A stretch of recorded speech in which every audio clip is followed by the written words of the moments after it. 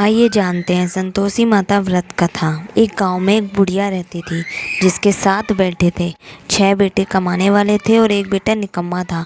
बुढ़िया माँ 6 पुत्रों का झूठा 7वें पुत्र को देती। 7वां पुत्र एक दिन अपनी पत्नी से बोला, देखो मेरी माता का मुझ पर कितना प्रेम है।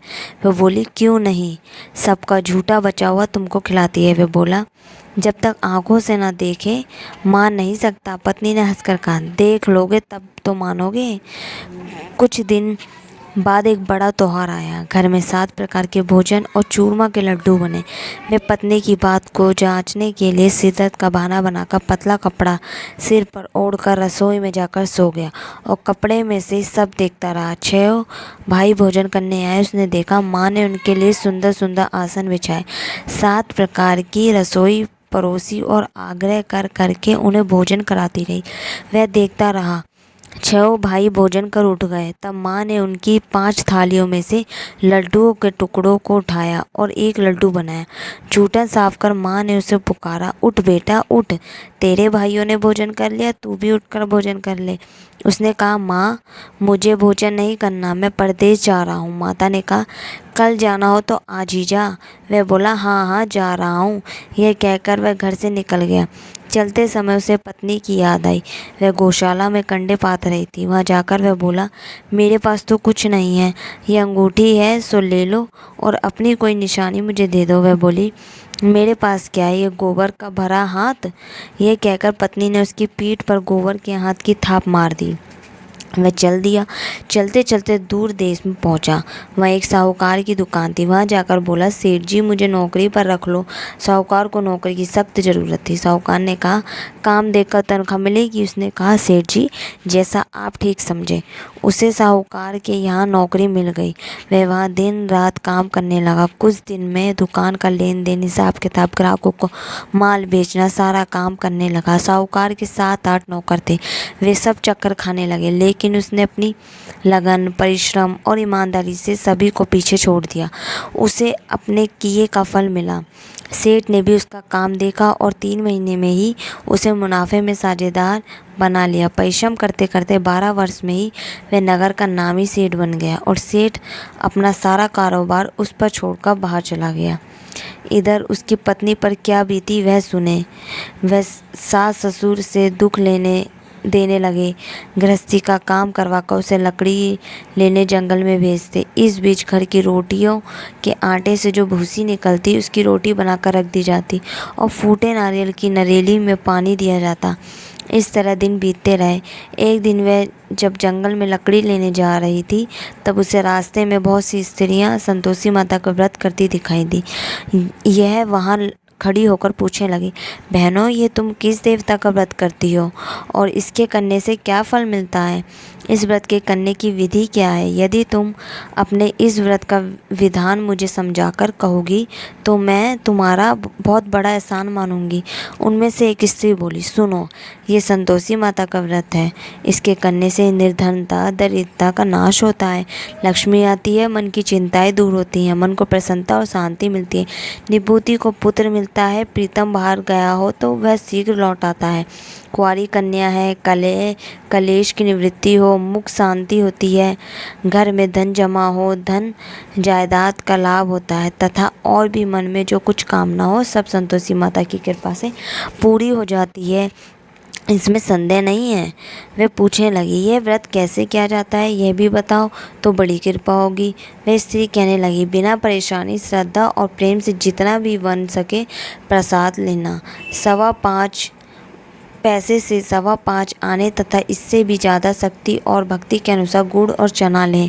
हर शुक्रवार को निराहार रहकर कथा कहना सुनना। इसके ओम बीज कम नहीं टूटे, लगातार नियम पालन के करना। सुनने वाला कोई ना मिले तो घी का दीपक जलाकर उसके आगे जल के पात्र को रख कथा कहना, परंतु नियम न टूटे। जब तक कार्य सिद्ध ना हो नियम पालन करना और कार्य सिद्ध हो जाने पर व्रत का उद्यापन करना। 3 मास में माता पूरा फल प्रदान करती है। यदि किसी के ग्रह खोटे हैं भी तो माता 1 वर्ष में अवश्य उनको अनुकूल करती है। कार्य सिद्ध होने पर ही उद्यापन करना चाहिए, बीच में नहीं। उद्यापन में 2.5 सेर आटे का खाजा तथा इसी अनुसार खीर तथा चने का साग बनाना। 8 बच्चों को भोजन कराना। जहाँ तक मिले देवर जेठ भाई बंधु कुटुंब के लड़के लेना, ना मिले तो रिश्तेदारों और पड़ोसियों के लड़के बुलाना, उन्हें भोजन करा, यथाशक्ति दक्षिणा दे, माता का नियम पूरा करना। ध्यान रखना उस दिन घर में कोई खटाई ना खाए। ये सुन वह वहाँ से चल दी।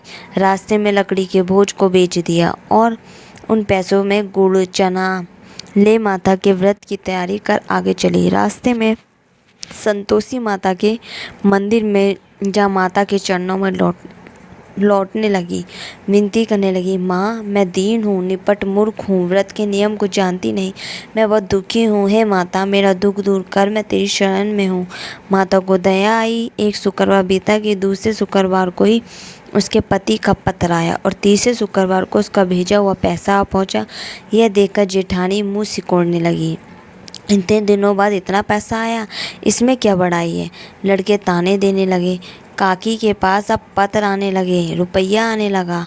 अब तो काकी की खातिर बढ़ेगी, अब तो काकी बुलाने से भी नहीं बोलेगी। बेचारी सरलता से कहती, भैया पत्र आए रुपया आए तो हम सबके लिए अच्छा है। ऐसा कहकर आंखों में आंसू भरकर संतोषी माता के मंदिर में जा मातेश्वरी के चरणों में गिरकर रोने लगी। माँ मैंने तुझसे पैसा नहीं मांगा, मुझे पैसा से क्या काम, मुझे तो अपनी सुहाग से काम है, मैं तो अपने स्वामी के दर्शन और सेवा मांगती। तब माता ने प्रसन्न होकर कहा, जा बेटी तेरा स्वामी जल्दी ही आएगा। ये सुन खुशी से बावली को वह घर आकर काम करने लगी। संतोषी माँ विचार करने लगी, इस भोली पुत्री से मैंने कह तो दिया कि तेरा पति शीघ्र आएगा, पर आएगा कहाँ से। वह तो इसे स्वप्न में भी याद नहीं करता, उसे इसकी याद दिलाने तो मुझे ही जाना पड़ेगा। संतोषी माता ने उस बुढ़िया के बेटे को स्वप्न में समझाया, पुत्र तेरी घरवाली कष्ट उठा रही है। वह बोला, माँ हाँ माता यह तो मुझे भी मालूम है, परंतु क्या करूँ, वहाँ कैसे जाऊँ। परदेश की बात है, लेन देन का सारा हिसाब किताब है, कोई जाने का रास्ता नज़र नहीं आता। आप ही कोई राह दिखाएं कि वहाँ मैं कैसे जाऊँ। माँ कहने लगी, सवेरे नहा धोकर संतोषी माता का नाम ले, घी का दीपक जला, दंडवत कर और दुकान पर जा बैठना। देखते देखते तेरा लेन देन चुक जाएगा, जमा माल बिक जाएगा, सांझ होते होते धन का ढेर लग जाएगा। वह अगले दिन सुबह बहुत जल्दी उठा।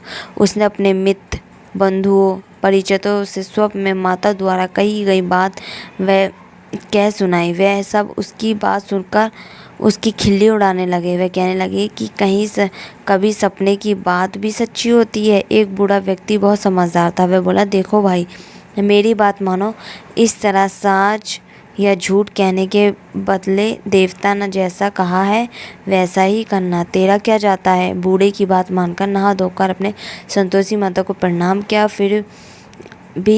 फिर घी का दीपक जलाकर दुकान पर जा बैठा। शाम तक धन का ढेर लग गया। वह हैरान हुआ, मन में संतोषी माता का नाम ले प्रसन्न हो घर जाने के वास्ते गहना कपड़ा व सामान खरीदने लगा। सब काम से निपट अपने घर को रवाना हुआ। उधर उसकी पत्नी जंगल में लकड़ी लेने गई। लौटते वक्त थक जाने के कारण संतोषी माता के मंदिर पर विश्राम करने बैठ गई। यह तो उसका रोज रुकने का स्थान था।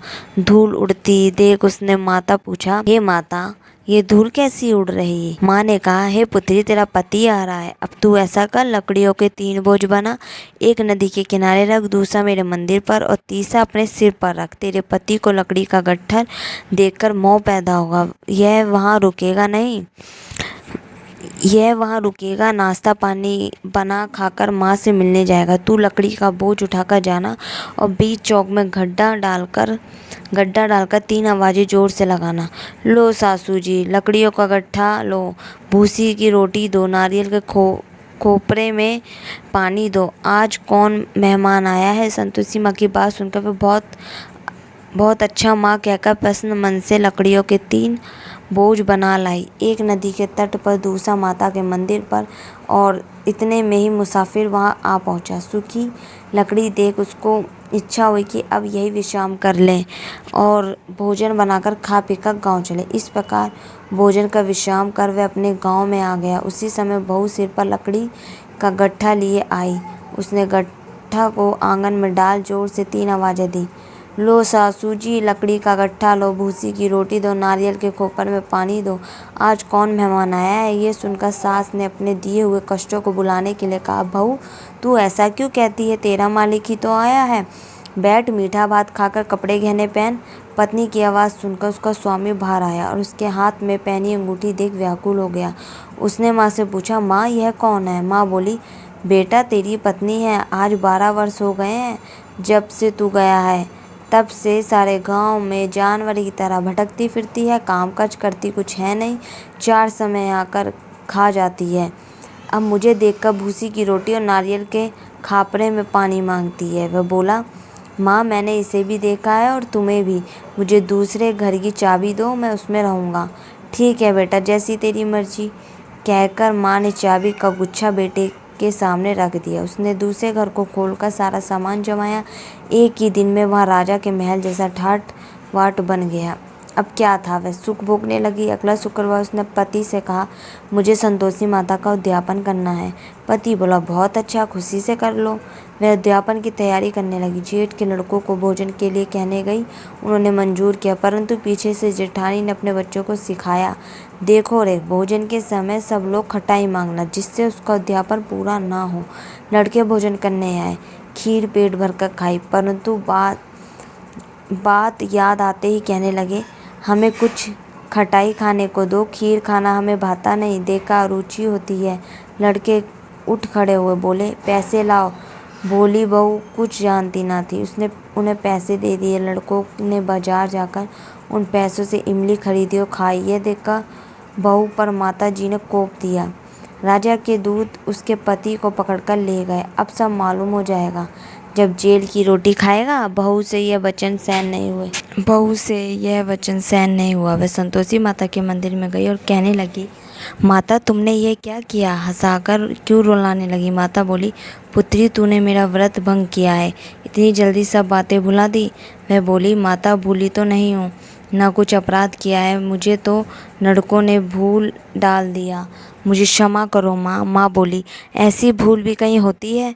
यह बोली, अब कोई भूल नहीं होगी, अब बताओ मेरे पति कैसे आएंगे। माँ बोली, पुत्री जा, तेरा पति तुझे रास्ते में ही आता मिलेगा। वह मंदिर से निकलकर बाहर आई तो रास्ते में उसे अपने पति आता हुआ दिखा।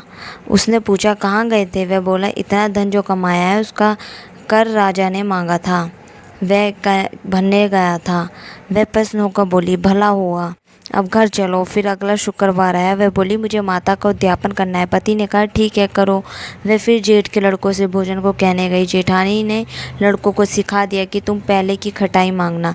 लड़के भोजन करने बैठे, लेकिन भोजन करने से पहले ही कहने लगे, हमें खीर पूरी नहीं भाती, जो बिगड़ता है कुछ खटाई खाने को दो। यह बोली, खटाई खाने को नहीं मिलेगी, खाना हो तो खाओ। उनके उठकर चले जाने पर उसने ब्राह्मणों के लड़के बुलाकर भोजन करवाया। दक्षिणा की जगह उन्हें एक एक फल दिया। इससे संतोषी माता प्रसन्न हो गई। माता की कृपा से 9 माह बाद उसको चंद्रमा के समान एक सुंदर पुत्र प्राप्त हुआ। पुत्र को लेकर वह प्रतिदिन संतोषी माता के मंदिर में जाने लगी। माँ ने सोचा कि यह रोज आती है, आज क्यों ना मैं ही इसके घर चलूं, इसका आसरा देखूं तो सही। यह विचार कर माता ने भयानक रूप बनाया। गुड़ और चने से सना मुख, ऊपर से मूड़ के समान ओंठ, उस पर मधुमक्खियाँ भिनभिना रही थी। दहलीज में पैर रखते ही उसकी सास चिल्लाई, देखो रे, कोई चुड़ैल डाकनी चली आ रही है, लड़कों इसे भगाओ, नहीं तो सबको खा जाएगी।